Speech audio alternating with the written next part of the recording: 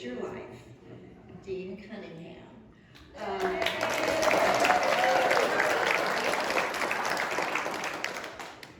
I hope you like our different setup. Is that easier to see him and see who's speaking? Yeah, I had somebody approach me last time and said, I'd really like to see who's speaking. So, and thank Frank for putting these chairs up for us, and thank you for the guys now for bringing more in. So, let's get started, Dean. You got your notes, I got my notes. Let's go. They match, huh? My memory isn't very good anymore, so I record when I think of it. Oh, Fred, mine isn't either. Where did it all begin? Where were you born? I was born in Ralston, Nebraska on September 23rd, 1931. Yeah, that was yesterday. Did you have siblings? What was your youth like? Did you live on a farm, in the city? Ralston, Nebraska was a suburb of Omaha, and being born in 1931 was probably not the best plans my parents ever made, since it was the Great Depression. One more mouth to feed. Very modest. My dad said he paid $10 a month rent on the house we had during the Depression. You know, you've heard the expression, you don't have a pot to pee in. We were one above that. I had a pot right at the end of my bed. The house we lived in had one water tap in the kitchen, cold water. And on Saturday night, my mother would heat the water on the stove in the kitchen, and I had my Saturday night bath whether I needed it or not, so I'd be ready for Sunday school. And that bath was taken in an old wash tub. And over here on the table, my first wife Molly commissioned a metal sculpture to be made that epitomized my life from the bathtub to the doctoral degree, and gave that to me when I retired. So you were a bonus child in it. Is that right? I was raised like an only child because my two brothers were 12 and 17 years older. My oldest brother was a deaf mute, and he left home the year after I was born. I didn't really know him except when he came home to visit. And of course, being deaf, and I didn't know sign language, it was difficult. I never really can say I knew him well. My closest brother, 12 years older, Cecil, was brilliant guy. And my mother said the worst thing about having kids that far apart, she was in PTA 28 consecutive years. That's a great mom for you. So what was your school life like? Well, elementary school was the same as most people have. And in high school, I was a okay student. I was a lousy athlete. And therefore, I got the privilege of writing for the local newspaper, sports column every week for all my 4 years I was in high school. And at the end of my 4 years, I wanted to go to college, and my dad, who had not gone beyond the 5th grade, said, no, you get out and get a job. And by the way, I meant to say, I had two of the nicest, best, most dedicated parents you could ever ask for. So what I'm going to say is not a negative view of my dad. He was a wonderful man and a good dad. But he wanted me to get out and get a job. And my mom and I think, finally convinced him I should go to Doane College in Crete, Nebraska. It was a little liberal arts college, had a limited enrollment of 800. So all my math classes probably had at most a dozen people in it. Best thing ever happened to me was to be in a small college like that. My dad finally convinced me, or I convinced him finally I could go there. He took me down there to register because I didn't have a car. And what bothered me about it was he walked around the registration process with me. And I looked around, I was the only kid that had a parent, and I acted like he was with the guy behind me. And in those days, you went around the gymnasium floor and you picked up your class cards you were going to take, and at the end, you paid the bill. Well, my dad was waiting for me there, and he said to the clerk, "I want to speak to your business manager." And she said, "I can take your check, sir." He said, "No, I just want to speak to the business manager." So appropriately, a man named Mr. Buck, how's that for a business manager? And Mr. Buck came out, my dad introduced himself, introduced me. By then he had written the check, he gave it to Mr. Buck, and he said, "That's for this young man's first semester. Don't ever send me a bill. If he wants an education, he'll find a way to do it." That was the last dime my parents ever put into my education, all the way through my doctorate. They did me a favor. I learned the value of $1, and I learned at 17, I was on my own. That's extraordinary, Dean, just extraordinary. How many of you have done that? Certainly almost impossible these days.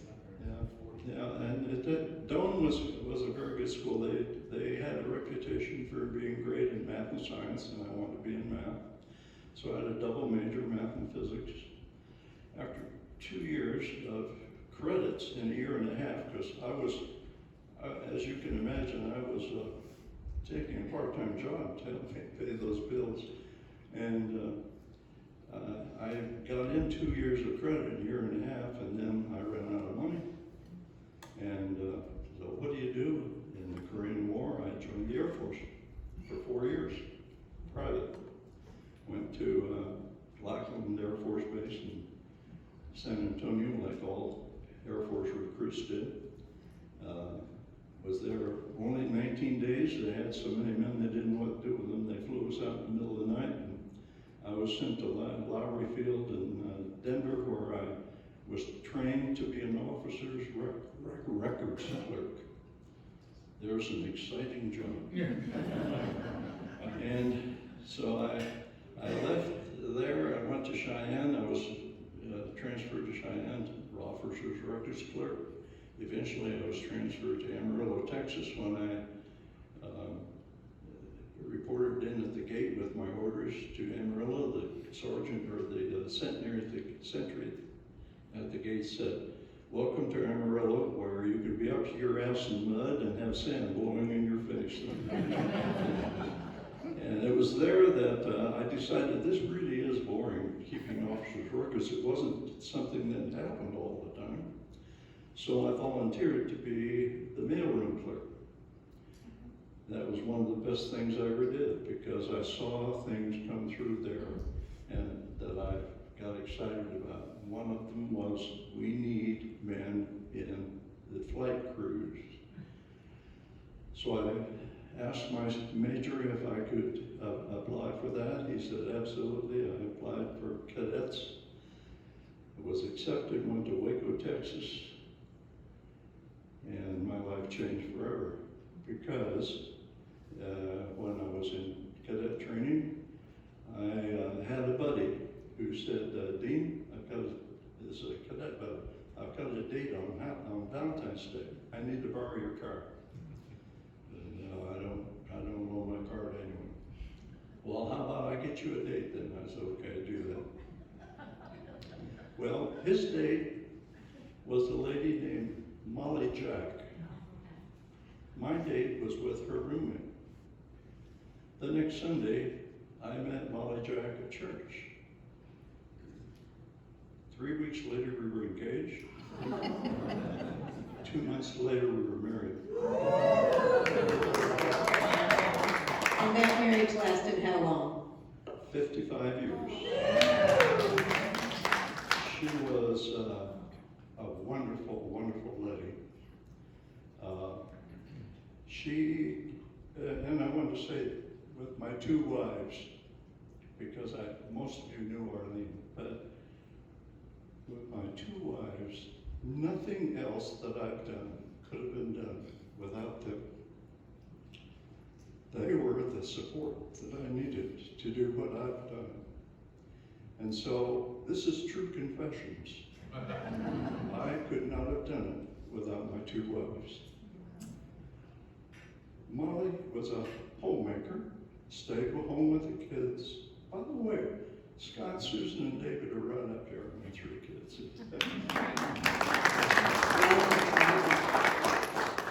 And she kept the home going while I did other things. And she was a dedicated Methodist volunteer, and God has blessed both of us. She did so much for the Methodist Church. She was the president of the California, Nevada Methodist Women for 4 years. During that time, she did some work with the committees that she chaired that turned some property that they owned into over $1 million for the elderly in the church. And if you want to read something about her, it's back here by our wedding picture. She was recorded in a journal that the United Methodists put out each year, honoring the pastors and pastors' wives that had passed away during that year. Molly was the first lay person ever entered into that. And if you don't read the whole article, which I understand, read the last sentence or two. It tells you more about her than I can. So, I don't know where I am in this, I'm rambling. How did you end up when did you end up in Humboldt County? Well, I taught at Fortuna High School for 8 years. The last year I was the supervisor of new teachers and recruited teachers for the high school and so on. But the College of Redwoods, I'm going to go back one. The College of Redwoods had just opened its district, and they advertised for faculty. I was the first faculty member to sign a contract at College of the Redwoods. I eventually became the division chairman for math, science, engineering, and then became the vice president for instruction. During that time, I developed courses for the college as a curriculum person in dental hygiene, dental assisting, that sort of thing. And I was there in that position for several years, and I realized that the president of the college was not about to move. He was a great friend of mine. And so I thought, oh, I'll look around and see what's available. I applied and was interviewed and got down to the last two people for a presidency at Porterville College. And I didn't get the job. That's a humbling experience, you know? And the superintendent said, Dean, would you like to know why you didn't get the job? And I said, yeah, I think it would help me out. He said, well, you're going to be a college president. Don't fret about it.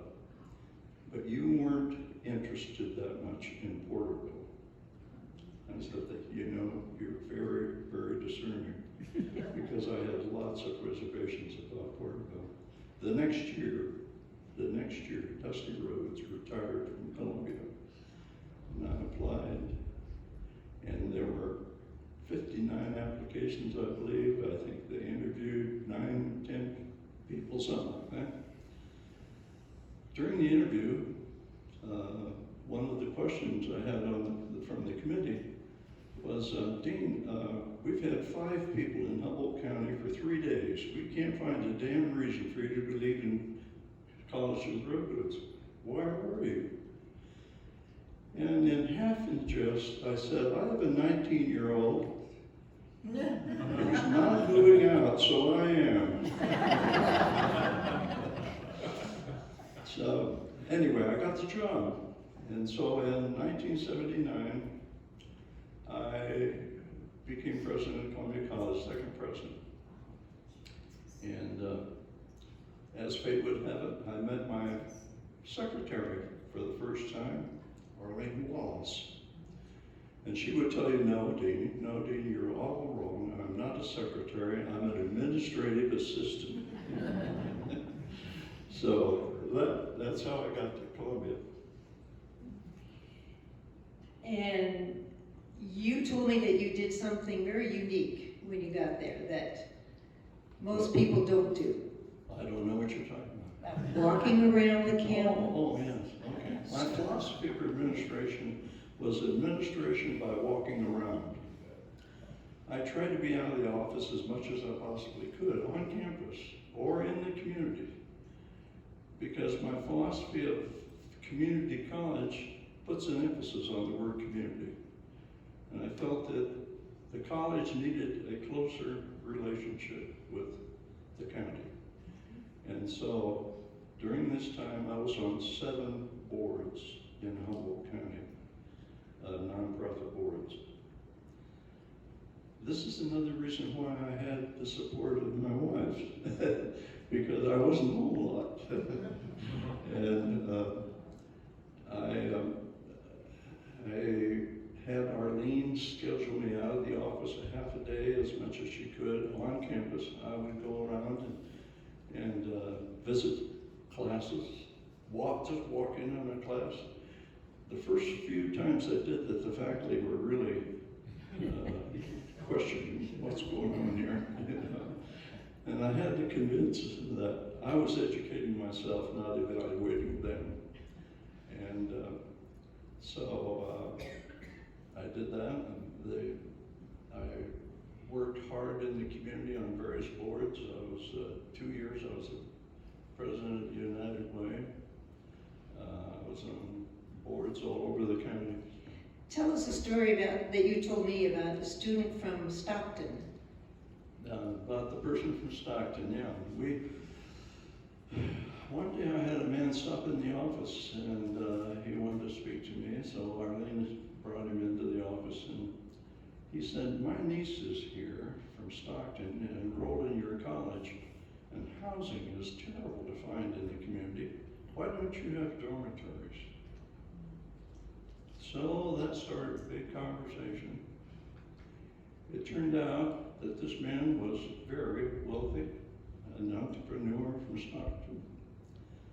And to make a long story short, we entered a contract for him to have the property on the campus for $1 a year. And he built and ran the dormitories and took the profits out of the dormitories. The college had nothing to do with the dorms legally.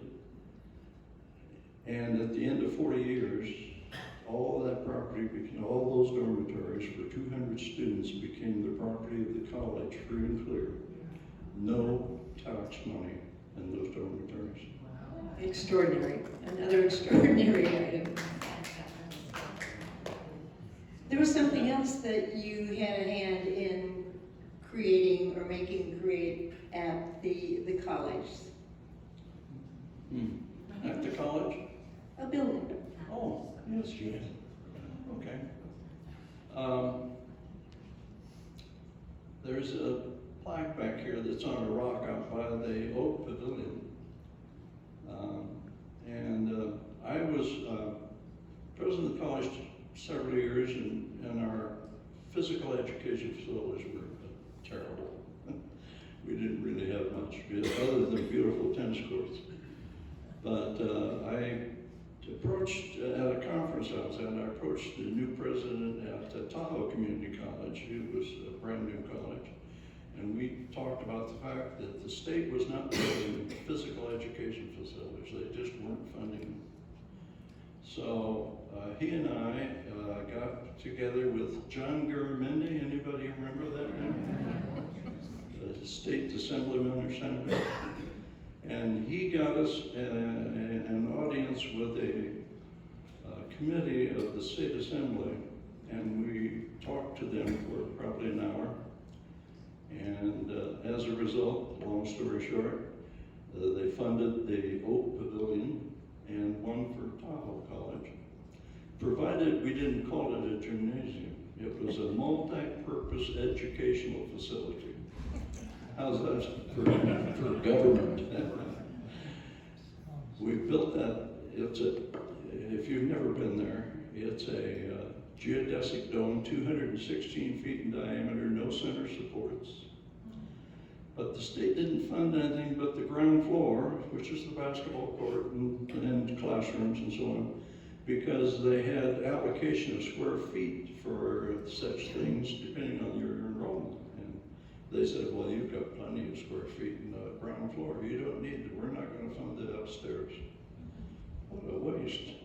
So we formed a committee and we went out in the community, and Tom Van Groningen, my boss out of the Yosemite Community College District, is quoted on one of those clippings I have up there that I raised $500,000 for the second floor.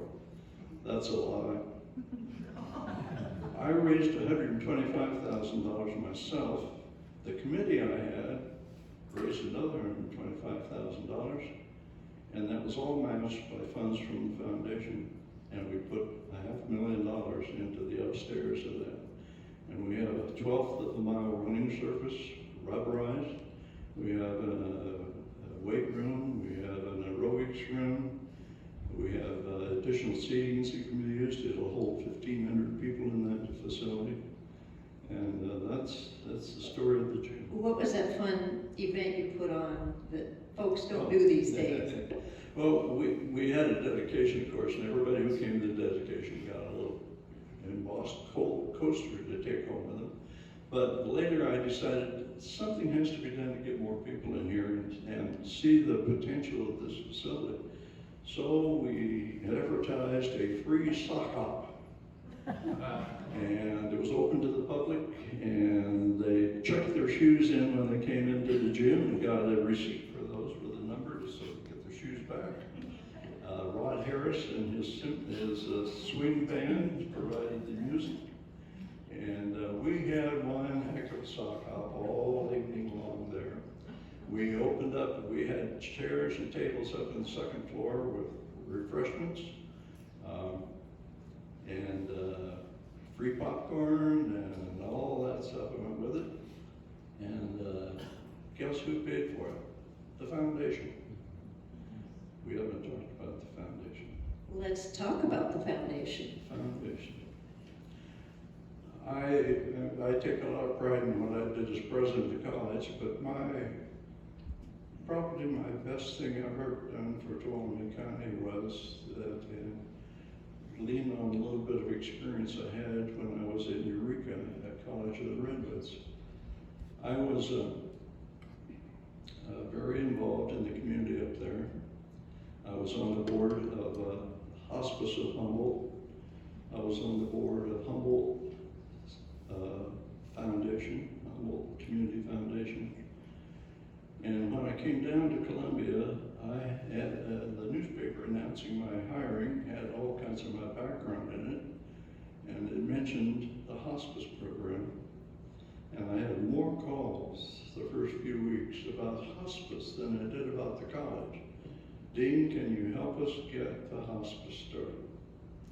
So my wife and I, again, there's that team, met with Joan Stothers, who was the visiting nurse director, and Warren Borquist, who some of you know that name, was a doctor in the community. And we had Jim Gianelli do a lot of pro bono legal work for us, and we formed the Hospice of the Sierra. And my wife Molly was the volunteer manager, the office manager of that for 5 years, and we rented out a 1-bedroom of our house. And that has then since transferred to the hospital, but that was the start of Hospice of the Sierra.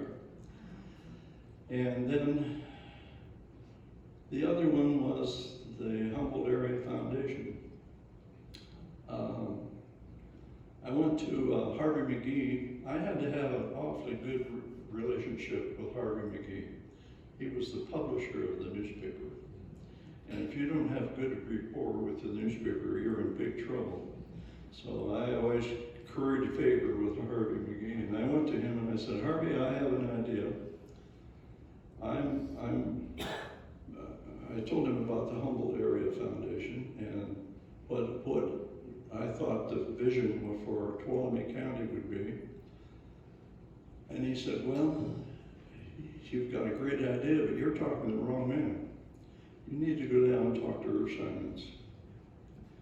So I knew Irv. He was on we had a citizens advisory committee at the college, and Irv was one of the members, and I went down and talked to Irv Simons. He said, well, tell me about what's a community foundation do? So I told him what we'd been doing in Humboldt. For example, we distributed hundreds and hundreds of smoke alarms to people who might not otherwise afford it.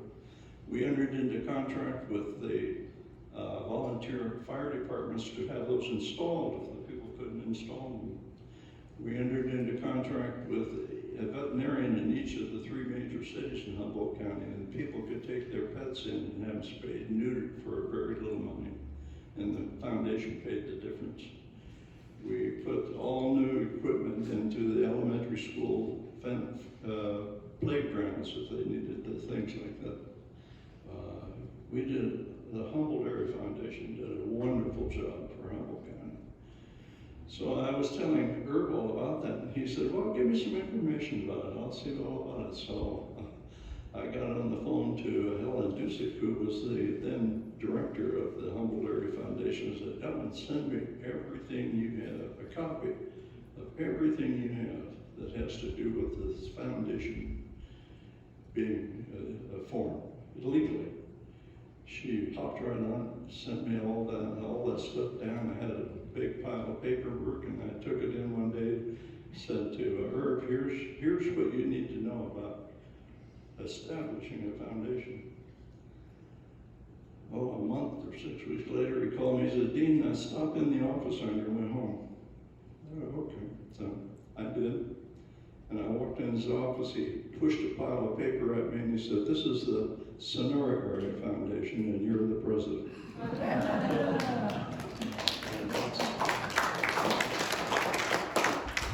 So that's the story of the establishment of the foundation. And I referred to several times here, I said, and who paid for it? The foundation. Yeah. I had a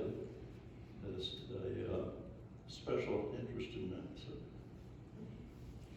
You told me about a job you had once when you were young at a truck stop or so. Oh, yeah. This is a funny one. My mother was a wonderful lady, but she was one who would tell you, don't mess with my kid. I had a job at the Green Top Cafe on Sundays, particularly. I was a teenager in high school, and I was waiting tables. And my mother's friend said to her one day, that kid of yours is never going to amount to a hill of beans. And I must have done a terrible job waiting on her. Well, my mother took that to heart. When I got my degree, she put it in the local paper, clipped it out, and sent it to this lady, Agnes Miller. Now, why would I remember that? When I got my commission in the Air Force and my wings, she put that in the paper and clipped it out and sent it to me.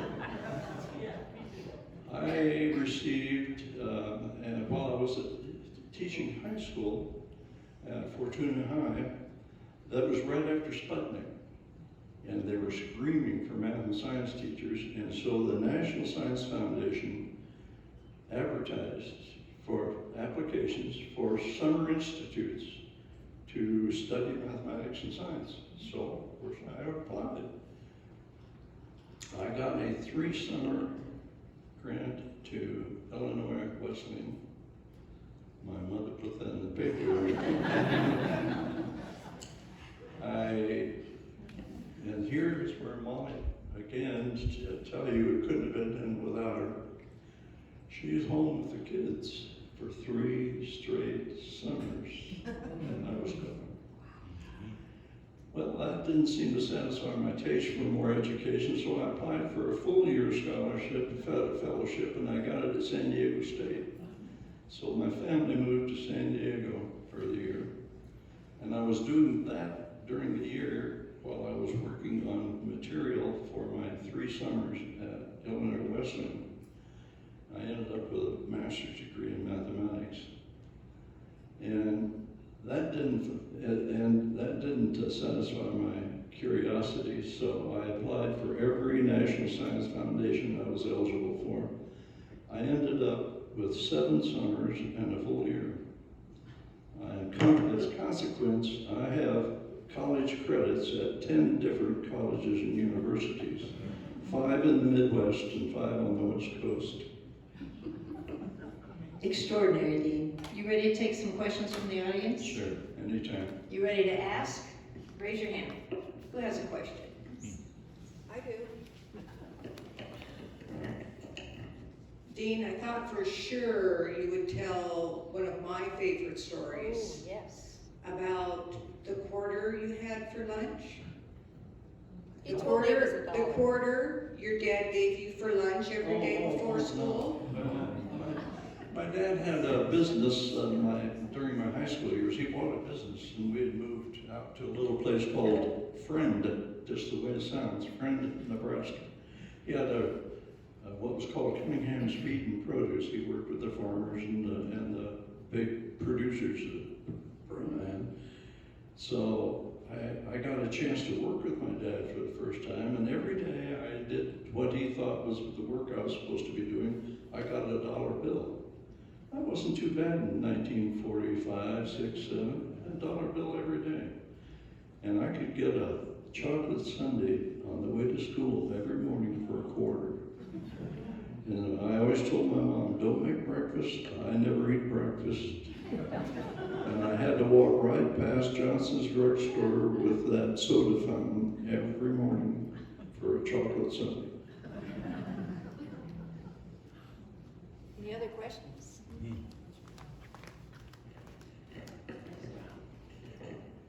Dean, do you have any fond memories of things you did in the Air Force? Sometimes that's a life-defining experience, and I'd like to hear if you have that. Okay. After cadets, I was flying in the F-94C Starfires, and that's the model of the plane that's up there. And I had, I'm not sure you were even referring to this, I'll tell another one a little bit, but I had 3 near midair collisions at that time. Squeezed it too hard. Oh, okay. That's because I was so nervous. I had 3 near midair collisions. I was not a pilot. I was a radar observer navigator. And I sat in the back seat of that two-seat jet fighter. And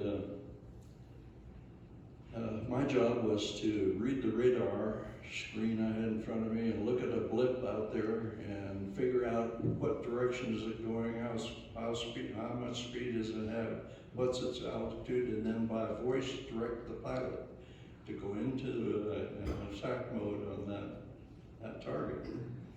And so I did the radio and all that stuff, everything to fly the plane.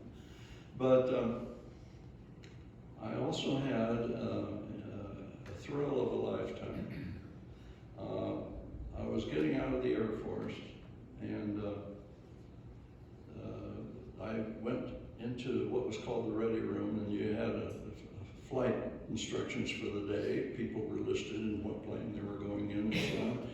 And my pilot and I were listed to take an airplane out of maintenance and check it out to make sure it was working correctly. And I thought it was rather odd that they would have me do it. They usually just had the pilot do it.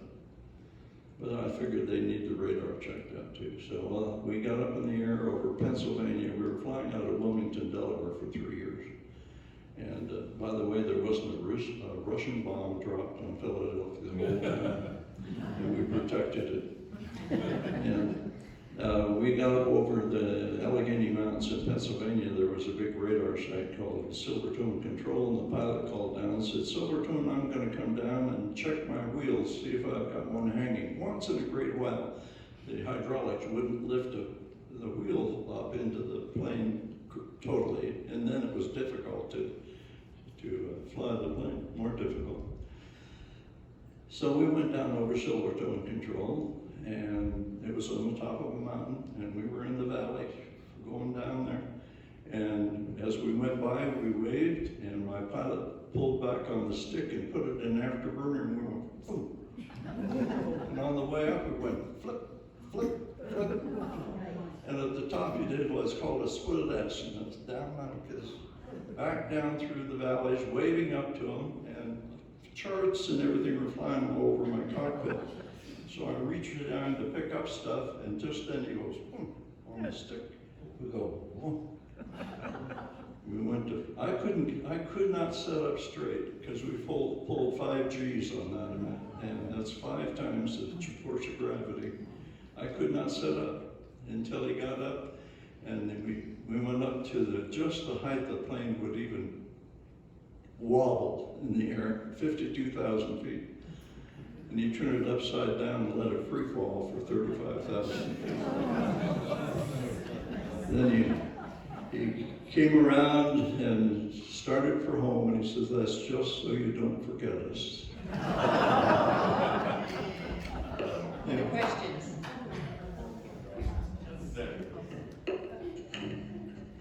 Dean, you've done so much personally, in your lifetime. I salute you for that. And you've also done so much for the community. And so much for our church, too, in Columbia. And I commend you for that. It takes a strong wife, as you say, Molly. It also takes the support of your children and all the change, all the moves and everything else and the time you're away from your house. I commend you for all that. You've done a terrific job. You can be so proud of that. You're my idol. Come on. You know who's talking over there? This is Roger and Judy Houghton. You know the Habitat for Humanity things over in Columbia? That's Houghton Circle. There's a reason for that. I did have one question, or one thing I would like you to talk about. You mentioned that when you met Molly, you were engaged, 3 weeks afterwards? Yeah. What did she say when you tried to kiss her for the first time? No, you've mistaken that with my mother. The story I think you're trying to get to is my mother and my dad, this was in 1910 sometime, something like that. They were farm kids, neighboring farm kids. And my mother had, as a teenager, had agreed to babysit one of the ladies' kids so the woman could go out and work in the field with her husband. But she didn't have a way to get there, so she called my dad and asked if he would pick her up and take her to the job. So my dad did this for several days, back and forth, in a buggy, a horse and buggy. And one day she said he decided he needed a kiss. And she said, "No way, first the engagement, then the kiss." That was the story. I did confuse it. That was my mother. That was your mother. There you go. I thought Molly did it to you too. I don't think Molly was that demanding.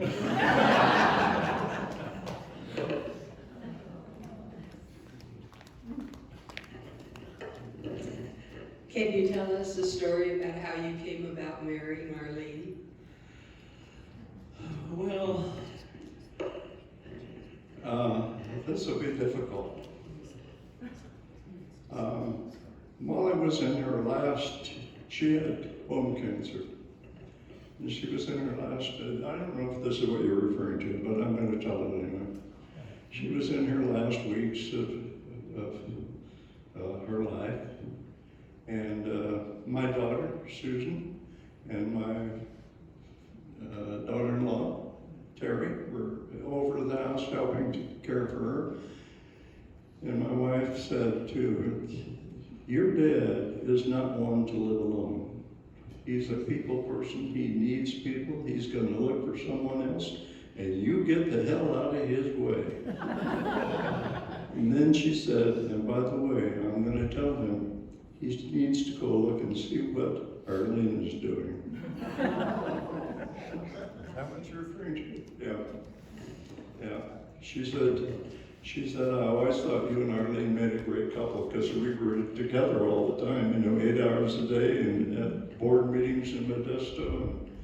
In fact, one day she said, "You spend more time with Arlene than you do me." I just have one final question, and then we'll adjourn for things that you have made happen. You can't do good things without good opportunities. God gave me lots of opportunities.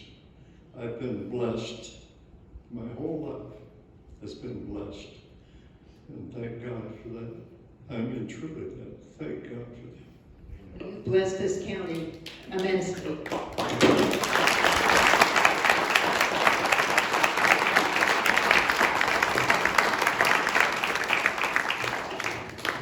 If you'll give the ladies a few minutes, they'll get some snacks out for us. And you know what we're serving today? Chocolate sundaes.